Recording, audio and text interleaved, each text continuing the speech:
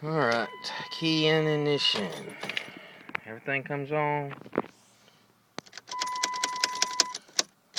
Nothing's happening.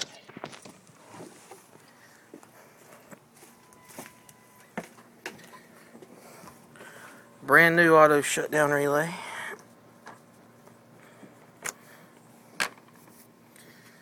If I send a signal from the top post,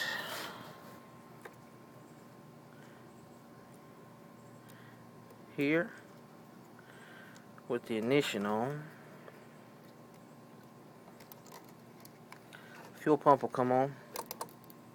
Fuel pump's just primed. Turn it over, please. Well, the battery's about dead now, but normally it doesn't do anything.